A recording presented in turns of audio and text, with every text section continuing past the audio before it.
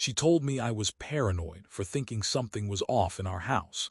Then I found a camera hidden inside a phone charger, aimed directly at our couch. And the sickest part, my husband didn't put those cameras in to protect us. He put them in to catch me doing something I never did, and instead, the footage caught him. Before we get into it, if you're into full Reddit-style relationship stories with betrayal, gaslighting, hidden cameras, and consequences that actually land, hit like, subscribe to channel, and tell me at the end whose side you're on. Because this one goes from weird to what the hell faster than I ever expected. I'm 30F, I'll call my husband Nate, 32M, we'd been together 6 years, married for 3. No, our marriage wasn't perfect, but I would have told you it was stable. We had a small 2-bedroom apartment, 2 cars, shared friends, and what I thought was a shared life. The last year had been heavy, not in a dramatic way, just adult life. I switched jobs. Nate was promoted into a leadership role at his company. We were saving for a house. We had a routine. It wasn't flashy, but it was ours.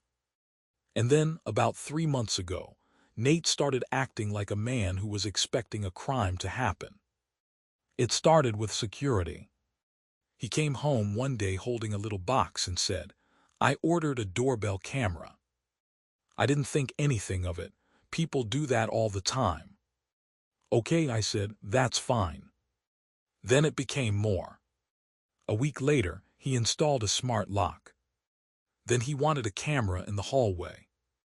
Then he said he wanted a camera in the living room. That's where I paused. "Why do we need a camera inside the apartment?" I asked. He gave me a look like I was the irrational one. "For safety." "Safety from what?" I said. He shrugged. "Break-in, something happening while we're asleep, you never know." I didn't love it, but I told him a hallway camera was one thing. The living room felt invasive.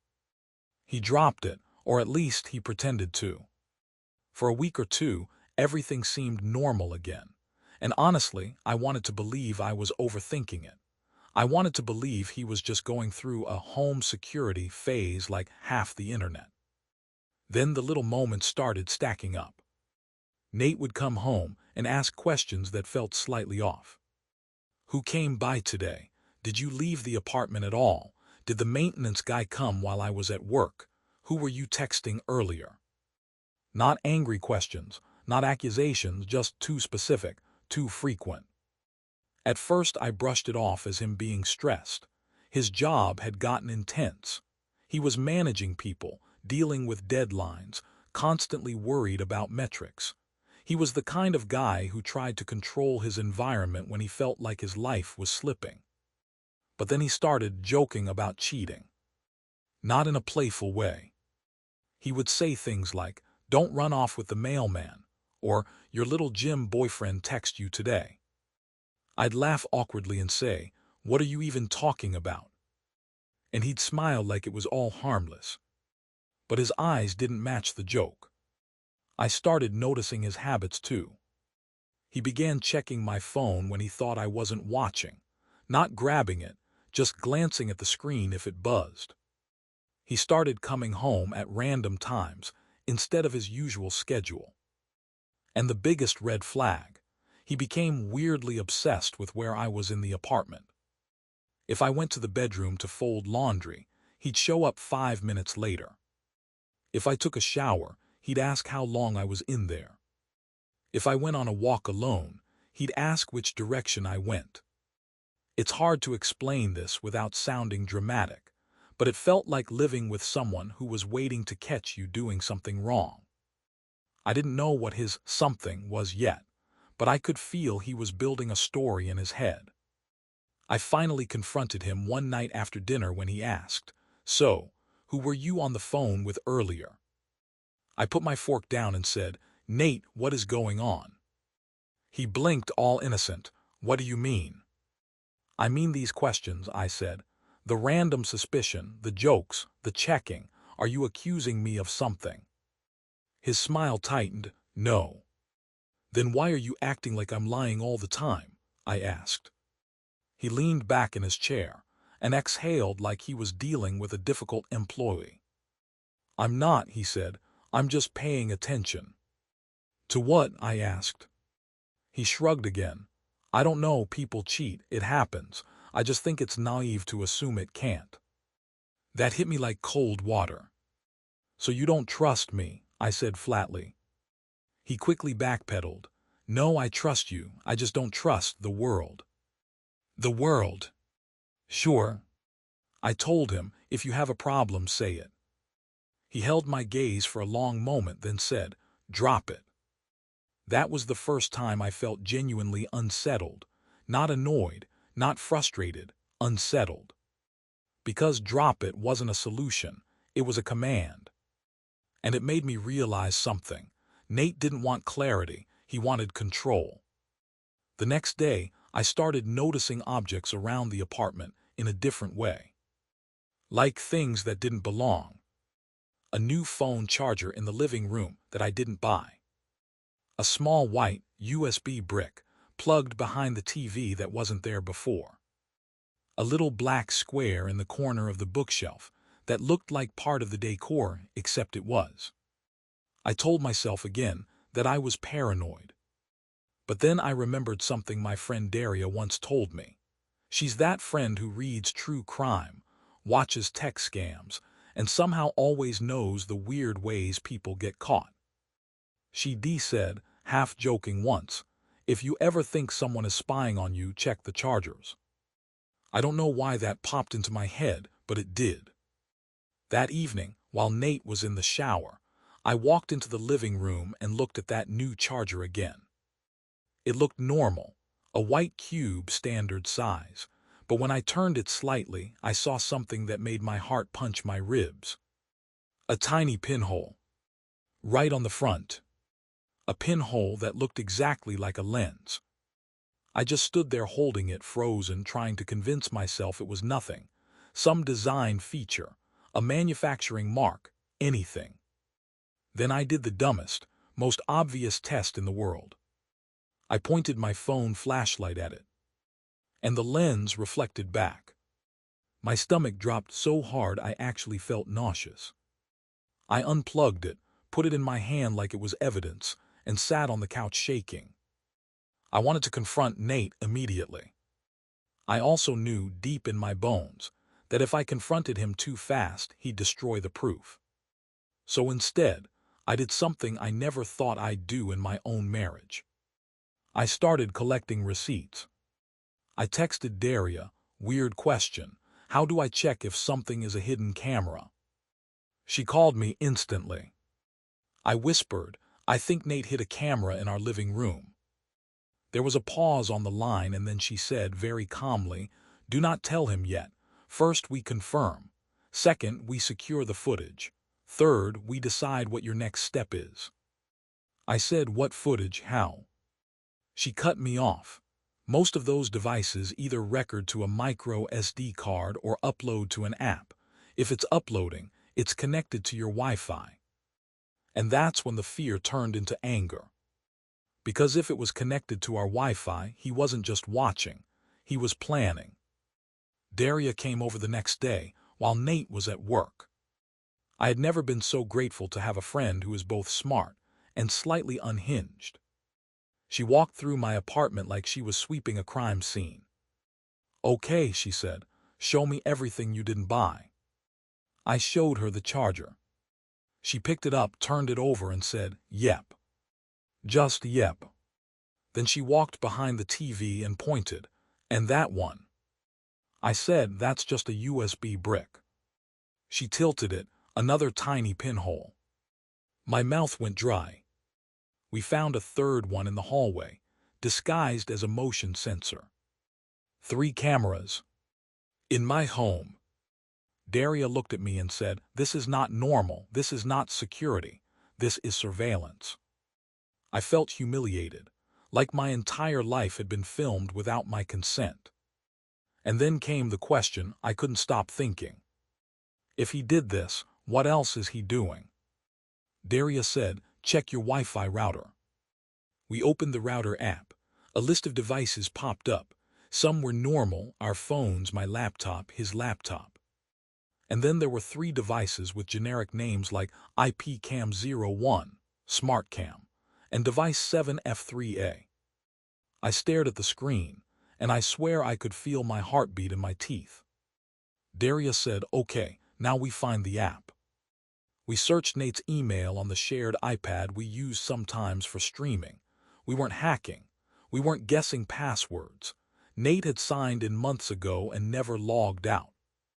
And there it was. A purchase confirmation for a home monitoring kit. And below it, instructions for setting up the app. I downloaded the app on the iPad. It asked for a login. Daria looked at me. "Do you know his go-to password?" I did, because we were married, because I trusted him, because I never thought I'd need to use it for something like this. I typed it in. And the app opened. 3 live feeds popped up. Living room, hallway, bedroom doorway angle. I felt my throat close. It was us, real time, my life sliced into camera angles. And then I saw the time stamps. He'd been recording for weeks. Daria whispered, "Scroll." I scrolled. There were saved clips. Hundreds. I didn't even know how to process it, so my brain went into this strange, numb mode, like I was watching a movie about someone else. Then Daria tapped the screen and said, "Wait, what's that?" There was a clip labeled, "Living Room 11:47 p.m." I pressed play. The footage showed Nate alone pacing, checking his phone, looking toward the door. And then, a few minutes later, the front door opened. A woman walked in. A woman I had never seen in my life. She didn't hesitate like a visitor. She walked in like she belonged there. Nate met her in the hallway and kissed her. Not a quick, awkward kiss. A kiss like they'd done it before. My entire body went cold. I heard myself make a sound, half gasp, half choke. Daria grabbed my hand. "Breathe, just breathe." I couldn't look away. Nate led the woman into the living room and they sat on my couch. Our couch. The couch I had picked out. The couch I fell asleep on watching movies with him. They laughed. Then he stood up and checked something behind the TV, one of the cameras, like he was making sure it was recording. I felt my stomach turn. He knew he was filming himself cheating. He wanted it on camera. Daria said quietly, "He's documenting something." And then the most chilling part happened. Nate looked at the woman and said, clear as day, because the camera had audio, "I just need a little more footage. If I can show she's unstable, I can get out clean." I swear my soul left my body for a second. He wasn't just cheating. He was building a case. A case for what? I kept watching, shaking. He kissed the woman again. Then they disappeared down the hallway, out of frame. Daria paused the clip and looked at me like she was trying not to panic on my behalf. "Okay," she said. "We stop. We save everything. You need a lawyer." I nodded like a robot. Because at that moment, it wasn't about heartbreak anymore. It was about safety. The next 2 hours were a blur. We recorded the screen with my phone because I didn't know how else to capture it. Daria copied the clips to a secure drive. We took photos of the devices. We took screenshots of the router device list. Receipts, proof, reality. Then we put everything back exactly as it was. That was important. Because if Nate realized I knew, he would erase it. So I played normal. That night Nate came home, kissed my forehead and asked, "How was your day?" I looked at him and felt like I was staring at a stranger wearing my husband's face. "It was fine," I said. He smiled. "You seem quiet." "I'm tired," I said. He nodded like that confirmed something for him. And that's when I understood. He wasn't just filming to catch cheating. He was filming to catch anything he could twist. A raised voice, tears, a breakdown, Anything he could edit into a story where he was the calm husband and I was the unstable wife. So I gave him nothing. For the next week, I became the calmest person on earth. No fights, no emotional conversations, no big reactions. Meanwhile, I was quietly preparing my exit. Daria connected me with her cousin's friend, an attorney who handled family law and civil issues. I sat in an office, hands clenched, and explained that my husband had hidden cameras in our home and was cheating. The attorney didn't look shocked, which somehow made it worse. She asked, "Do you have proof?" I slid over the screenshots and the saved clips. Her face hardened. Then she asked the question that made this real. "Do you feel safe staying in the home?" I hesitated, because Nate wasn't physically violent, he wasn't yelling, he wasn't threatening. But he was plotting. And plotting is its own kind of danger. I said, "I don't know." She nodded. "Okay, we're going to move like you're not safe." She helped me make a plan. Step 1, secure my money. Step 2, secure my documents. Step 3, secure a place to go. Step 4, do not confront him alone. That plan saved me from doing what my emotions wanted, blowing up immediately. Because when you confront someone who is already lying and filming, you don't get closure. You get a trap. I started moving things out slowly. A box of personal documents to Daria's place, my spare laptop, a few pieces of jewelry, clothes I wouldn't miss right away.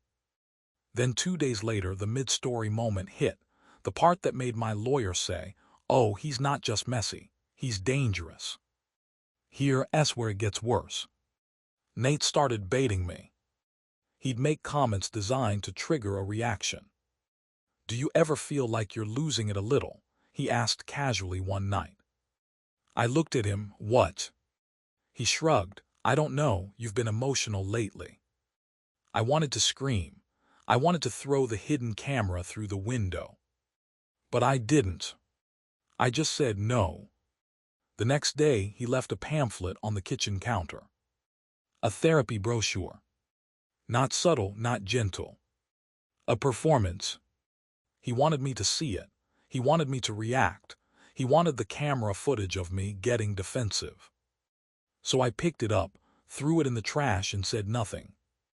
That night, I checked the camera app again while he was in the shower. And I saw he'd saved a clip labeled, "Her Mood." My blood ran cold. He was cataloging me like an experiment. And then I saw a new clip from the living room, Nate on the phone. He said, "Yeah, she's been off. I'm recording everything. If things get messy, I'll be protected." Protected? From what? From the consequences of being a liar. I didn't sleep that night. 2 days later, Nate invited his mother over. His mother, who already didn't like me. She walked in, hugged him, and barely acknowledged me. They sat on the couch, our couch, directly in front of the hidden camera. And then Nate did something that made my skin crawl.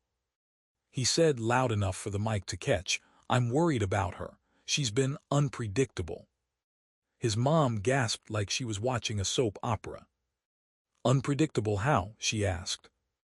Nate glanced toward the kitchen where I was standing, then said, "I don't want to say. I just want you to be aware in case anything happens." I stood there with my hands shaking, realizing I was watching a man try to plant seeds in real time. He wasn't just filming. He was recruiting witnesses. That's when my lawyer moved the timeline up. She said, "You leave now." So I did. The next morning, while Nate was at work, Daria came over with her car. We moved my essentials. I left the apartment looking normal, like I was going to run errands. I didn't leave a dramatic note. I left a single folder on the kitchen counter. Inside was a printed photo of the hidden camera charger. And one sentence. "I know." Then I went to stay with Daria. Nate called me 30 minutes after he got home. He didn't start with, "Where are you?" He started with anger. "What the hell is this?" he demanded. I kept my voice calm. "You tell me." He went quiet for half a second, then switched into the tone that made me realize how practiced he was. "Okay," he said slowly, "let's talk about this like adults." I actually laughed. Adults don't hide cameras in phone chargers. He snapped, "It's for security." I said, "Security from me." He got sharp. "You're making this something it's not." I said, "Nate, I saw the footage." Silence. Then his voice dropped. "What footage?" The lie was automatic. I said, "The footage of you bringing a woman into our home. The footage of you checking the camera like you're proud of yourself. The footage of you saying you need more clips to get out clean." His breathing changed. And then he tried one last angle, pure manipulation. "You're spying on me," he said, like I was the criminal. I said, "You were spying on me." He snapped, "You're crazy. This is exactly what I'm talking about." I said, "Thank you, keep talking." He paused. "What?" I said, "Nothing." Because my lawyer had told me, if he starts trying to label you as unstable, don't argue. Let him expose himself. Nate's voice grew tight. "Come home, we can fix this." I said, "No." He went quiet, then said, "If you don't come back, I'll have to protect myself." There it was again. I said, "You should have protected your marriage instead." And I hung up. Over the next week, Nate tried everything. He texted apologies, then threats, then fake concern, then anger. Then he started messaging mutual friends. And sure enough, someone messaged me. "Nate says you're having a breakdown and you ran off." I sent one screenshot back, the hidden camera device list and the charger photo. The friend replied, "Oh my God. Nate didn't expect me to have receipts."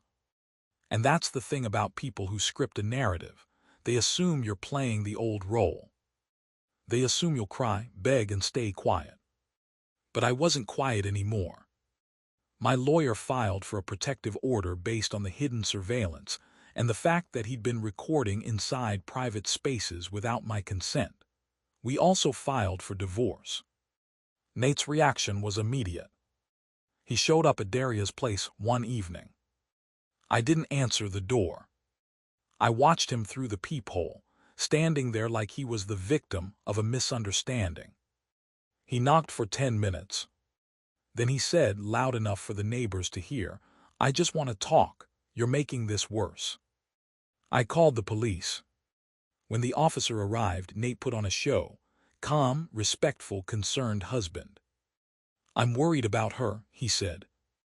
I stepped out and said, "Officer, he put hidden cameras inside our home." Nate's face twitched. The officer's tone changed. "Hidden cameras."